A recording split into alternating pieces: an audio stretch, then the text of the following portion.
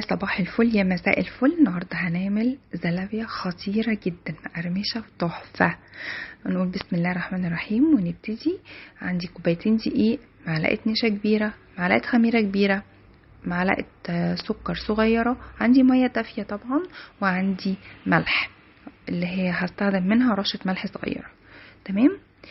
هبتدي بايه؟ هبتدي بالخميرة عشان تلحق تتفاعل وتخمر كده وتبقى حلوة. المية الدافية هحط الخميرة واحط معلقة السكر واقلبها كويس قوي واسيبها لغاية لما تتفاعل وتتخمر وتدي مفعولها ونتيجتها. تمام.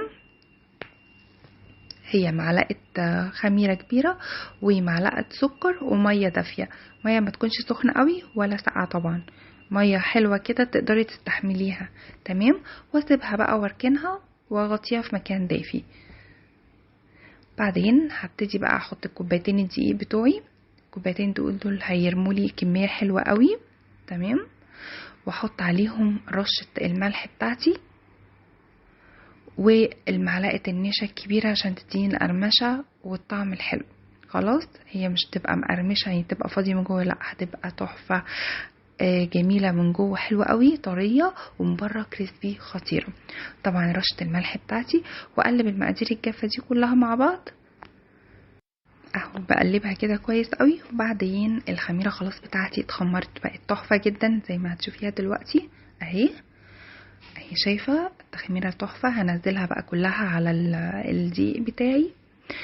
طبعا انا نسيت اقول لكم ان في المقادير في زيت، في معلقتين كبار زيت او ربع كوبايه صغيره زيت بس. وهقلب بقى كويس قوي وهجيب ميه طبعا واعجن. قوام العجينه بتاعه الزلابيه طبعا هي ولا سايله قوي ولا عجينه. تمام. هتشوفي دلوقتي معايا القوام هيبقى عامل ازاي. هتفضلي بقى تعجيني كده لغايه لما تاخدي القوام الحلو. هقولك تعمليه ازاي وتشوفي درجه القوام هتوصل لايه. بس كده زي ما انت شايفه كده اهو. هفضل اقلب لغايه لما بصي العجينه زي ما بيقولوا ايه بتلت معاكي فيها مطه كده. هي دي اللي احنا هنقلي بيها بقى وهتبقى حلوه قوي. بصي اي كلاكيه اي حاجه تخلصي منها على طول بالعجن على طول على طول. بس كده هتفضلي بقى تقلبي فيها وهنسيبها طبعا تخمر. بصي هي ده القوام بتاعي اللي انا هقدر اشكل واقدر اتحكم في الكرة بتاعتي واشكلها. طبعا انا هغطيها بالاسترتش وهسيبها تخمر. تمام. بس هسيبها تخمر. وبعد الخمر بقى بصي هتبقى عامله ازاي، تحفه حلوه قوي ما شاء الله اهي. فرغي الهوا بقى وبصي القوام بتاعها اقدر اشكلها كور زي ما انا عايزه بالظبط. بصي انا بجرب دلوقتي ان انا يعني بتشكل معايا، محتاجه حاجه بتاع. بصي هي هتشكل دلوقتي. هحط طبعا زيت على النار وشكلتها كور. شكليها بالمعلقه شكليها عندك قمع باي حاجه تتشكل كور كده زي ما انت شايفه. شكلتها بمعلقه صغيره، عندي معلقه الشاي بس. وافضل بقى اقلب فيها كده. احنا الزلابية هتتقلي على مرتين عشان تبقى كريسبي وتبقى حلوه. هتبقى اول مره هنقليها وبعد كده هو اشيل ديت وشويه كده وقت بقى الاكل او وقت ما تحبي تحمريها تاني اشتغل عليها وقليها عشان تاخد اللون الحلو الجميل اهي.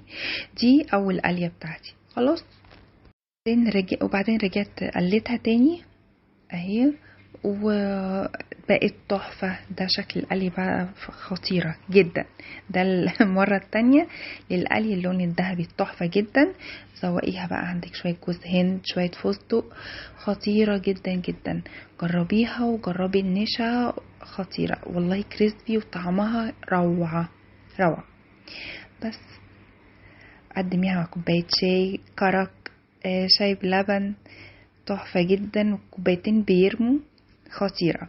اشوفكم في وصفة جديدة يا رب ان شاء الله، ومع السلامة.